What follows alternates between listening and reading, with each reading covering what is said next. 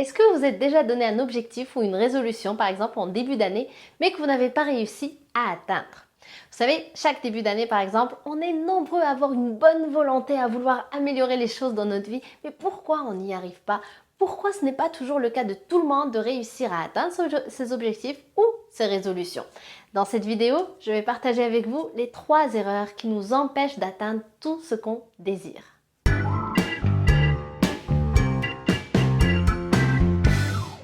Bonjour et bienvenue, ici Manal Idbali, fondatrice du blog chemingagnant.com. Juste avant d'aller plus loin, si vous n'êtes pas encore membre de ma chaîne YouTube, je vous invite à le faire en cliquant sur le bouton que vous voyez juste ici. Et si vous aimez les cadeaux, je vous invite à me joindre sur mon site internet www.chemingagnant.com où vous aurez l'occasion de télécharger de façon gratuite mon livre 7 stratégies pour augmenter votre niveau de confiance. Alors simplement allez sur le site internet, laissez votre nom, votre email et ça va me faire très plaisir de vous l'envoyer. Alors aujourd'hui, nous allons parler des 3 erreurs majeures qui nous empêchent d'obtenir tout ce que l'on désire dans la vie. Et l'erreur numéro 1, c'est qu'on ne sait pas vraiment ce qu'on veut. Regardez autour de vous, posez la question autour de vous, posez-vous même la question, est-ce que vous vous êtes déjà posé la question, qu'est-ce que je désire réellement dans ma vie? Et attention, je ne parle pas ici de choses matérielles. Bien sûr, on peut aussi désirer ça, mais ça va plus loin que ça. Qu'est-ce que je veux vraiment dans ma vie? Est-ce que j'ai une vision à long terme? Est-ce que j'ai un idéal de vie? Je le connais, cet idéal de vie? Est-ce que j'ai un exemple de personne à qui je veux ressembler? Quel genre justement de personne je veux devenir dans mon futur? Donc toutes ces questions, si je n'ai jamais pris le temps d'y répondre, forcément il n'y a pas de réponse et donc je ne sais pas ce que je veux. Et vous savez, si on ne connaît pas de cible, on ne peut pas l'atteindre. Je ne peux pas atteindre une cible que je ne vois pas, donc que je ne connais pas.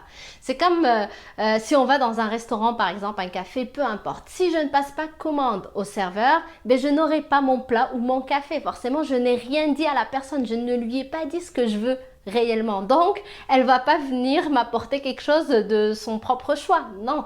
Donc, je vais me retrouver sans commande. Par contre, quand j'arrive au resto, je choisis, je dis ce que je veux et là, je reçois ce que je veux. C'est la même chose dans la vie. Il faut que je sois claire sur ce que je veux. Deuxième erreur qui est un peu liée à la première, c'est qu'on manque de conviction par rapport à ce qu'on veut. C'est-à-dire que même lorsque je me pose un objectif ou une résolution, d'ailleurs c'est vraiment le cas des résolutions en début d'année, il n'y a pas de conviction par rapport à ce que je veux vraiment. Je me donne un objectif juste parce que tout le monde se donne cette résolution-là. Par exemple, je vais perdre du poids, tout le monde dit ça. Je vais arrêter de fumer, tout le monde dit ça. Mais ce n'est pas forcément ce que moi je désire. C'est-à-dire que dans mon cerveau, lorsque je pense à cet objectif ou cette résolution, je vais plus me dire « je devrais faire ça ». Et ce « je devrais », ça implique quoi? Ça veut dire quoi? Ça veut dire que ce serait bon pour l'entourage. Souvent, c'est pour les autres. Ce serait bien que je fasse ça pour que ça plaise aux autres. Ce serait bien que je fasse ça pour que j'ai la paix autour de moi, qu'on arrête de me poser la question ou peu importe l'exemple qu'il y a ici. Et donc, ce manque de conviction, forcément, n'amène aucune motivation. Et s'il n'y a pas de motivation, forcément, il n'y a pas de départ pour mettre en action ce qu'il faut pour atteindre ce qu'on désire. Je vais vous donner un exemple personnel ici. À 22 ans, j'ai eu une hernie discale. Mais avant ça, à chaque fois, je me disais en début d'année, je vais faire du sport pour maigrir. Mais je n'arrivais jamais, bien sûr, à continuer sur ma résolution tout au long de l'année parce que je n'étais pas convaincue par ça. C'était juste tout le monde voulait maigrir autour de moi, tout le monde voulait ressembler aux magazines féminins, etc. Donc, c'était pas vraiment ce que je désirais vraiment. Par contre, à 22 ans, lorsque j'ai eu mon hernie discale, là, j'étais confrontée à mon problème de santé. Et là, par contre, j'avais un sens à se maigrir. Je savais pourquoi il fallait pas que je prenne du poids et je savais surtout pourquoi il fallait que je fasse du sport. Parce qu'il fallait que j'entretienne ma colonne vertébrale pour que je reste en santé. Et à partir de ce moment-là, quand j'ai eu ce pourquoi fort, je n'ai jamais arrêté de faire du sport et j'ai continué depuis ce temps-là. Donc, ici, si je donne cet exemple, c'est pour montrer que lorsqu'il n'y a pas de conviction, lorsqu'il n'y a pas de pourquoi fort je suis en train de vouloir cette chose ou je vais faire les efforts qu'il faut pour cette chose, forcément, on va manquer de motivation et on va arrêter de continuer dans cette poursuite de cet objectif-là. Donc, ce qui est important ici, c'est de donner un sens en se posant la question « Pourquoi est-ce que c'est important pour moi d'atteindre cet objectif? Pourquoi est-ce que c'est important pour moi de perdre du poids, par exemple ?» Parce que l'erreur, c'est que lorsqu'il n'y a pas de conviction, eh bien, on perçoit la chose comme un devoir, comme juste une obligation supplémentaire qui s'ajoute à toutes les tâches qu'on a à faire dans notre vie. Et donc, forcément, on n'a pas vraiment envie de le faire. Donc, quand il n'y a pas de conviction, il n'y a pas de motivation. Et quand il n'y a pas de motivation, ben, il n'y aura pas de changement d'habitude. Et donc, c'est l'abandon. Et Jim Rohn l'explique très bien dans cette citation. La motivation vous fait débuter, mais c'est l'habitude qui vous fait continuer. Donc, si je ne suis pas motivée, je ne vais même pas commencer et donc il n'y aura pas de changement d'habitude et donc je ne vais pas atteindre ce que je désire. Donc pour éviter cette erreur, la question que je pourrais me poser qui peut m'aider peut-être à mieux fixer mon objectif et donc à être plus motivée et avoir de la conviction pour cet objectif-là, c'est de se poser la question, c'est ce que je me suis mis comme objectif ici, est-ce que c'est vraiment le mien ou c'est celui de l'entourage, du voisin, des parents, de la pression de la société? Le fait de répondre à cette question, déjà, ça va m'amener à clarifier ou à ajuster l'objectif que je me suis posé.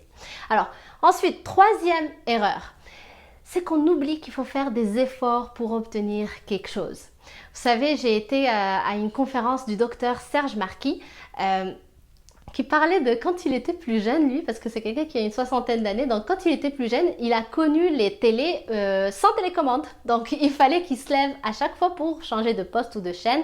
Par exemple, il disait, lorsqu'il y avait la pub, ben, si je voulais pas regarder la pub, il fallait que je me déplace, que je change, que je tourne le bouton pour changer de poste. Je reviens m'asseoir, ensuite 5 minutes après, je repars pour voir si c'est la fin de la publicité, etc.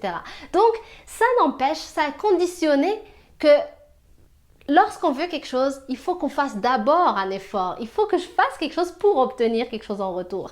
Et donc ça, nous, on l'a oublié. Pourtant, il y a une expression qui dit « on n'a rien sans rien ». Tout le monde la connaît, on est d'accord.